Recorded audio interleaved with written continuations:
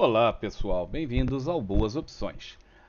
Uma pergunta recorrente, várias pessoas já fizeram, e agora um leitor em especial, um leitor não, um assinante do canal em especial, tem feito essa pergunta já mais de uma vez e eu estou para responder e sempre esqueço. Agora não vou esquecer, vamos responder. O lance é o seguinte: por que usar gráfico ajustado ou por que não usar gráfico ajustado? Tá. Primeiro, a maior parte das pessoas talvez não saiba o que é um gráfico ajustado ou não. Tá? Vamos ver o seguinte, deixa eu parar aqui e botar minha coisinha colorida.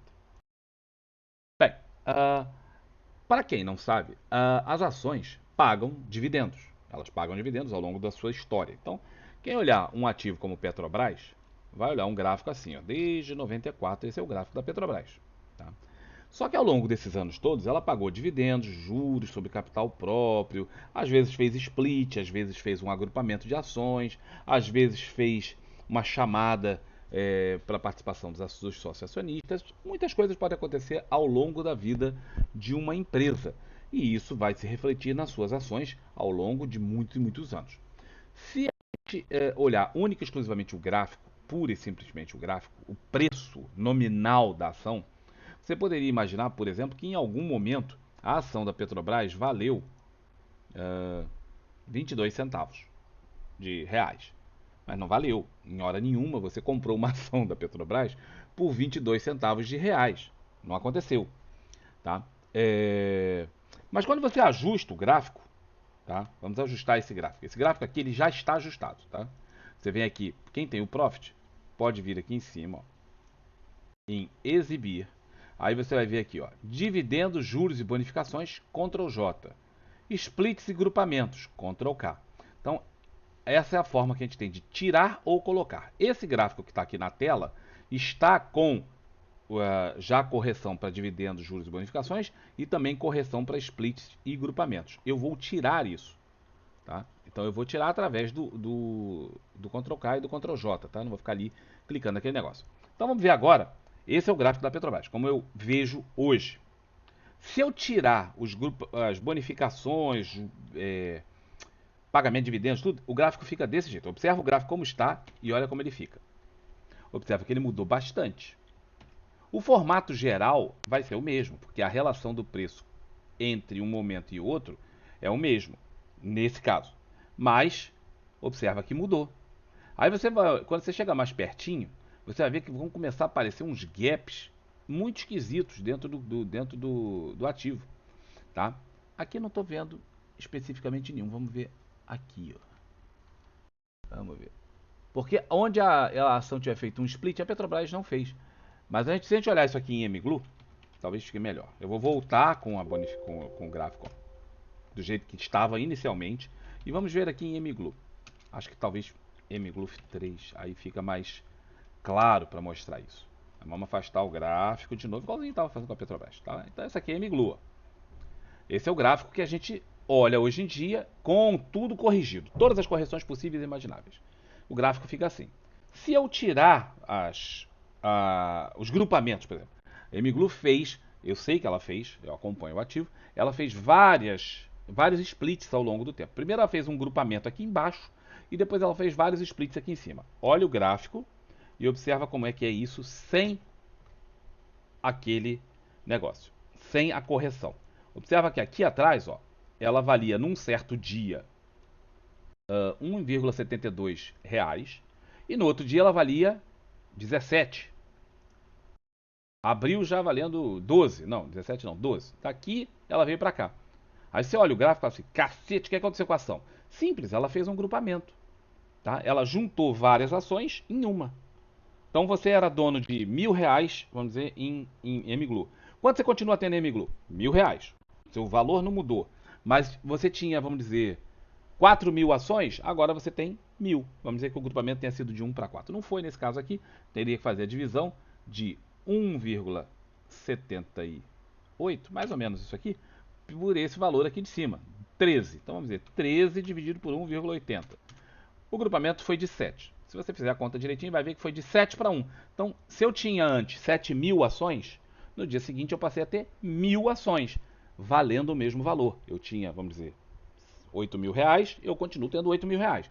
O número de ações diminui? Sim, isso chama grupamento. Então isso foi o que aconteceu, por exemplo, em Amiglu aqui. Mas quem olhar o gráfico, único e exclusivamente, vai falar, cacete, o que aconteceu? Exatamente foi isso. Tá? Aí quando a gente olha lá mais pra frente, ela foi valorizando, valorizando, valorizando, valorizando. Chegou lá num ponto que ela estava valendo R$ 600. Aí o que eles fizeram? Um split. Dividiram a ação de em várias. Então eu tinha, vamos dizer, os mesmos R$ 8.000 que eu tinha lá atrás investidos. Eu investi 8.000. Óbvio que com essa valorização, todos os meus 8.000 estavam valendo muito mais, né? Então vamos dizer que eu estivesse valendo aqui, vamos dizer, R$ 30.000. Quando no dia seguinte fizeram o split, eu continuo tendo R$ 30.000 em ações. Só que antes eu tinha 1.000, agora eu tenho 8.000. Eu não sei quanto foi esse split aqui. Teríamos que fazer de novo a conta. Ele saiu de mais ou menos 570 para 84. Então a gente pega e divide 570 dividido por 84. O split foi de 6 vezes, tá? Ou provavelmente 7. Tem que fazer a conta exatamente precisa para dar certinho. Tá? Às vezes o split também ele é fracionado, também pode acontecer, mas não é o mais comum. Então, mas isso aqui mudou a vida de quem estava operando o MGLU? Não, só tornou a ação mais líquida, porque ela saiu lá dos 500 e tanto para 80, fica mais fácil do pessoal operar. Tá? Passado mais um tempo, você olha que a ação voltou, valorizou mais um tempo, estava lá em R$ 300. E ela voltou a ter uma outra queda. Se você olhar a ação no gráfico diário, porra, o que aconteceu, cara? A empresa quebrou aqui. Não, não quebrou, isso é só um outro split.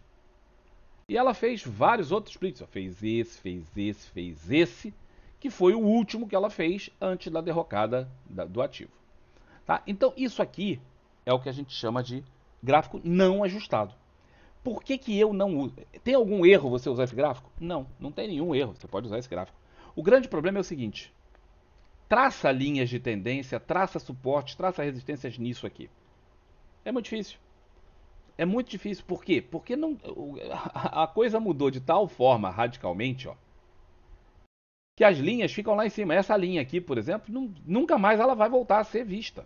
Provavelmente. Um ativo está R$ 2, vai voltar para 600. Eles iam ter que fazer um agrupamento enorme, mas não vão fazer desse tamanho. Provavelmente não.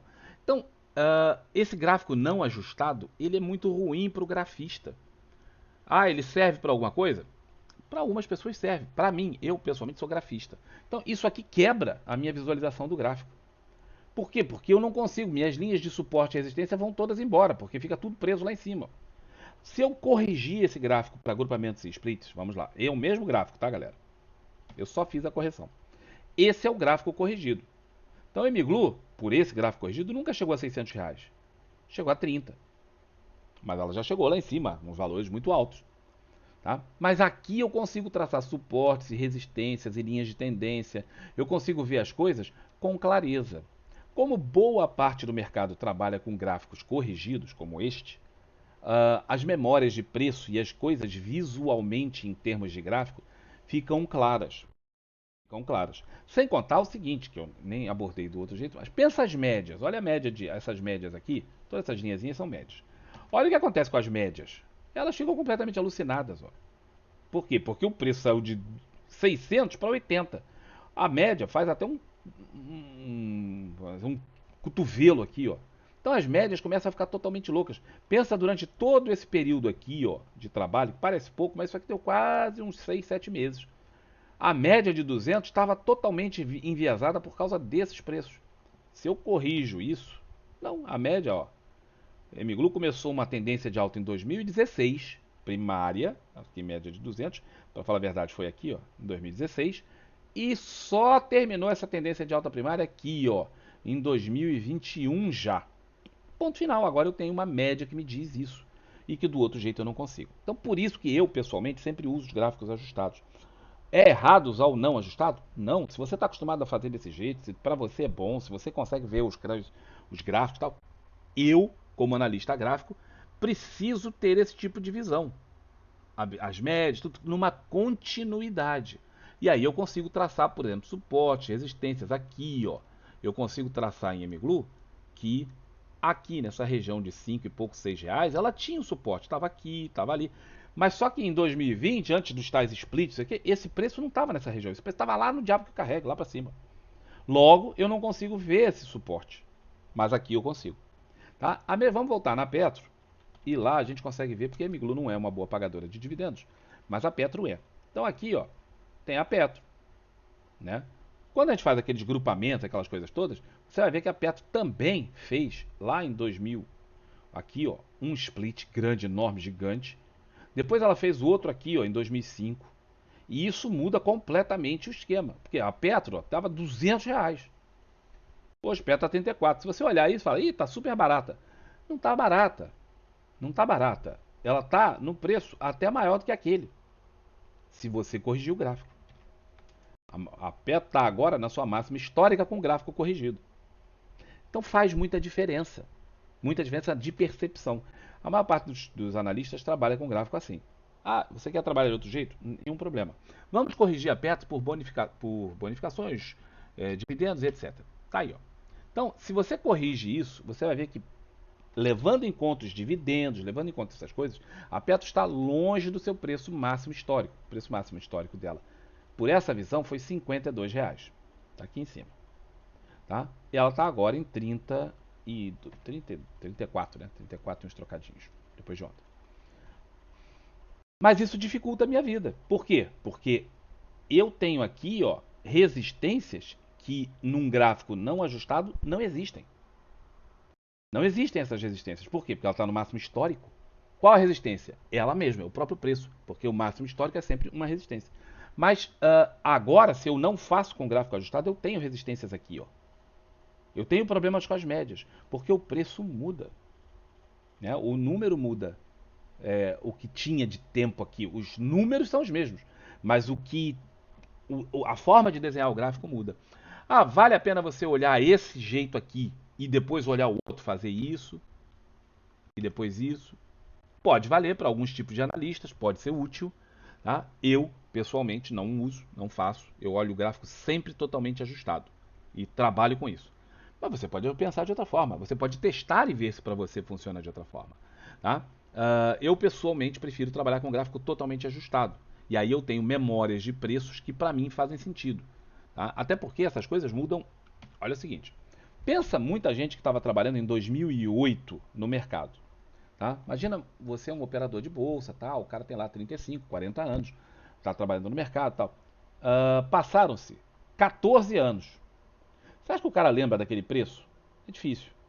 É difícil o cara ter essa memória de preço. Boa parte dessa gente aqui aposentou. Quem estava no mercado nessa época, muita gente aposentou, morreu, né? O cara tinha lá 50 anos, 15 anos depois, o cara está com 60 e tanto, já aposentou, não trabalha mais. Outros morreram, imagina, o cara tinha 60, tá com 70 varada, tá lá, já morreu, não sei o quê. Então, muita gente daqui já saiu. O cara, ele não tem a memória de mercado, ele tem um gráfico. Quem entrou no mercado depois disso tem só esse gráfico aqui, o cara não tem essa memória. Então ele precisa olhar o gráfico com aquilo que é efetivo e, vamos dizer assim, aquilo que é prático, aquilo que é objetivo para eu trabalhar hoje. Então essa é a forma que eu penso. E muita gente também pensa como eu, tanto que a maior parte das pessoas trabalha em gráficos totalmente ajustados e a gente trabalha aqui com a Petro agora na sua máxima história. Tá? É errado pensar de outro jeito? De forma nenhuma. Só queria mostrar porque é uma dúvida recorrente, muita gente faz, muita gente tem, né? E faz a pergunta a respeito e tal. Se é certo, se é errado, eu trabalho assim, outros trabalham de outro jeito, você vai escolher a sua forma de trabalhar. Tá bom? Então era essa a dúvida que eu queria responder para vocês. Um grande abraço e até a próxima vez. Tchau, tchau.